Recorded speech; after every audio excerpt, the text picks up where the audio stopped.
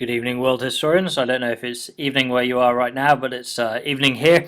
And welcome to Module 5, The Cross and the Crescent, which is going to be looking at the intersections of Christianity and Islam. So today we're going back to the early Islamic world, what Shia refers to as a third wave civilization.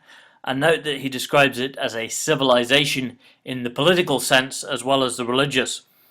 Third wave, unlike the second wave religions that we have talked about already in this class, and I'm thinking about Taoism from China, Indian Buddhism, or Christianity as it spreads through the Roman Empire, Islam originates in a region of the world which is seen as a cultural and civilizational backwater, the Arabian Peninsula. This is nomadic, illiterate, tribal people.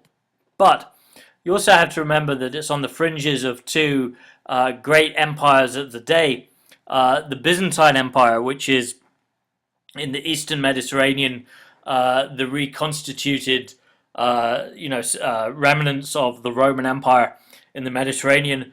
And further east you have Iran, or modern day Iran, the Persian Empire, which is actually obviously a pre-Islamic, but is a Zoroastrian region of the world.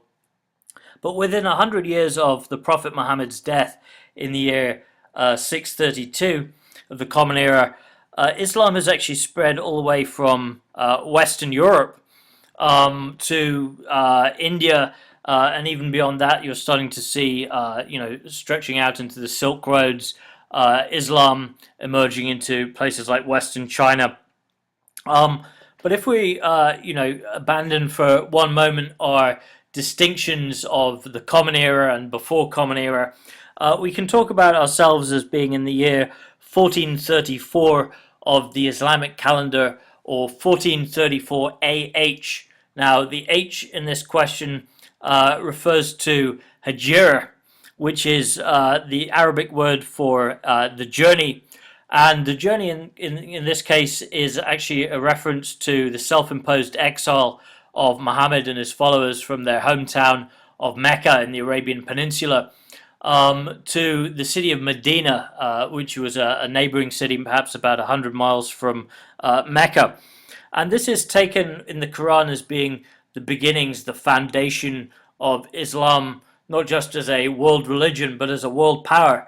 Because when Muhammad and his followers, who included, incidentally, some of the poor and dispossessed of Arabian society who were drawn to this charismatic figure, returned to Mecca in the years following, they return at the head of this conquering army. So this tells us a great deal, I think, about the early origins of Islam, the fact that Muhammad was not just a religious figurehead, but was also a military leader as well. So within 20 years of Muhammad's death, however, this original political state of Islam has been divided by civil war. And I passed out, or I added a handout to the Module 5 in the online classroom, which spells out in a little bit more detail the significance of this Sunni versus Shia divide within modern Islam. But this is also something that goes back to the aftermath of Muhammad and his legacy. So the next picture I'm going to show is a little bit gruesome, so be warned.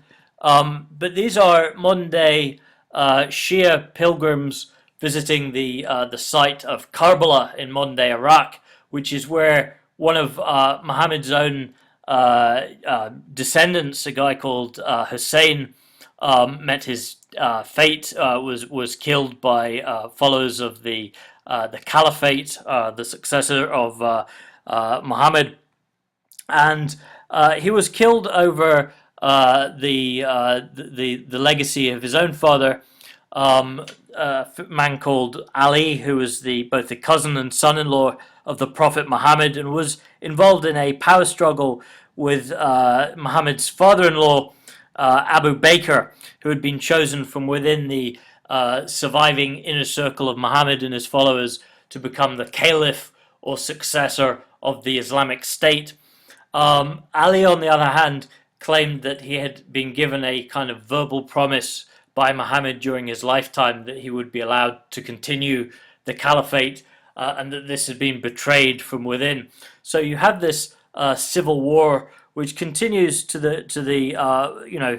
really shape Islam to the modern day, and has its particular flashpoint in regions like Karbala, where Hussein, who is the son of Ali, the son-in-law of the Prophet Muhammad, was killed by the Arab armies for trying to restake his claim to the caliphate.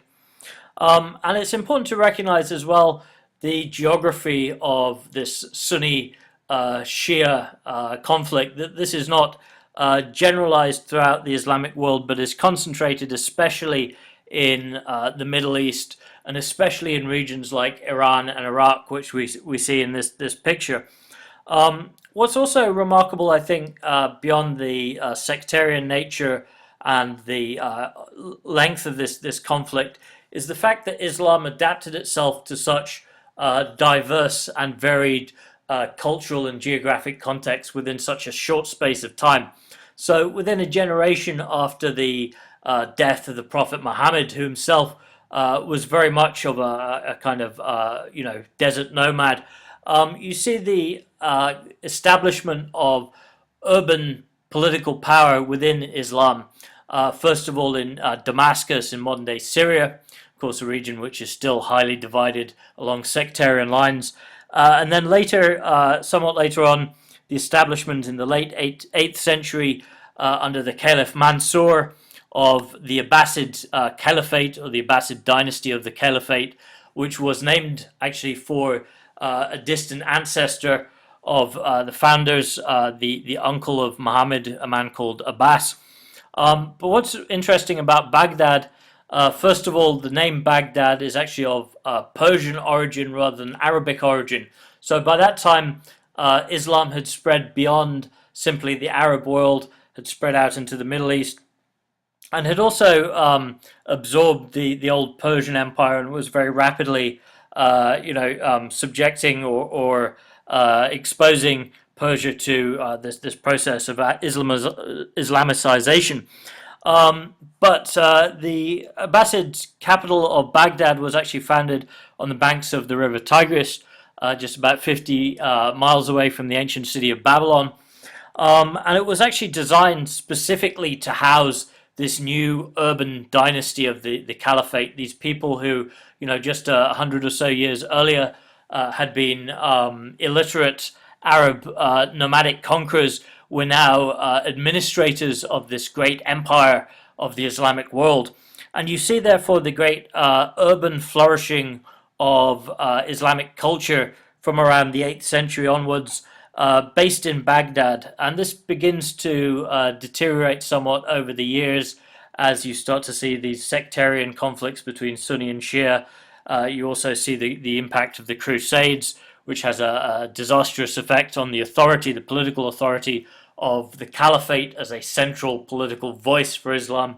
And then eventually in the year 1258, the Mongols arrive from the east and absolutely flatten the city of Baghdad to the extent that it remains a ghost town for several generations. But during its height, during the 8th and 9th century, Baghdad is really home to this great Islamic golden age, where you see, for example, medicine, astronomy, mathematics, art and architecture all developed to an extent which would seem almost unimaginable to certainly Western Europeans at that time, who were undergoing their own period of late antiquity, which we better know as the Dark Ages. But you also see specific technologies which are developed within Baghdad.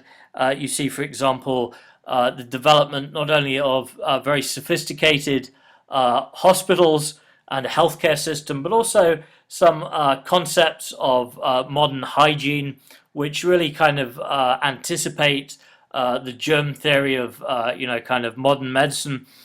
You see street lighting, you see kind of civic life, committees organizing, sanitation, pavements, sidewalks, that kind of thing. You see the flourishing of great literature, most famously the 1001 Nights, which is a great epic of Arabic literature. And you also see the extension of the Islamic civilization in terms of not just military expansion, but commercial, economic, and even diplomatic contact, not just within the Middle East, North Africa, those regions of the world that we think of as traditionally within the sort of House of Islam, but also including direct contact with the European world, including a diplomatic mission that was sent to the court of Charlemagne in modern-day Germany. And I think this illustration really nicely sums up the ironies of early Islamic Christian contact during the period of the Caliphate of Baghdad, because Harun al-Rashid, who was the Caliph of Baghdad at the time, actually sends an elephant to King Charlemagne, the European emperor in Germany, as a symbol of the goodwill of the Arabic Caliphate in Baghdad. Now, if you think about just the logistics of transporting this giant Asian elephant from the Middle East to Germany in the medieval period, the mind boggles. But I think the irony here is that Charlemagne's father, Charles Martel, who was the founder of this, what was referred to as the Carolingian dynasty, which gave us, the Holy Roman Empire, had himself been involved in armed conflict against the Arab invasion of Western Europe in 732. The Arab armies under the Caliphate had actually invaded as far west and as far north as modern-day France, and had finally been defeated in battle by Charles Martel, also known as Charles the Hammer, the grandfather of Charlemagne.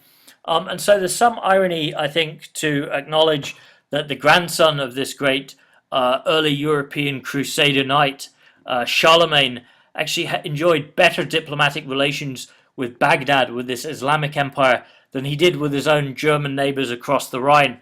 The Saxons, for example, who were at this stage still, many of them, adherents of the old pagan religion, and who Charlemagne and his Christian warriors were actively engaged in converting via the sword. So again, the idea of religious conversion through military means was by no means limited to the Islamic world, but could also be found in the forerunners of the great kind of medieval crusaders, figures like Charlemagne, who nevertheless regarded Baghdad not just as a cultural enemy, but as a center of great wealth, great cultivation and civilization, and someone who they wanted to do business with. So it sort of complicates a little bit this story of the clash of civilizations, Islam versus the West, if you go just beneath the surface. So we'll pick back up on the theme of the Crusades and the Islamic world and its diversity with our next video. Okay, thanks very much. Bye.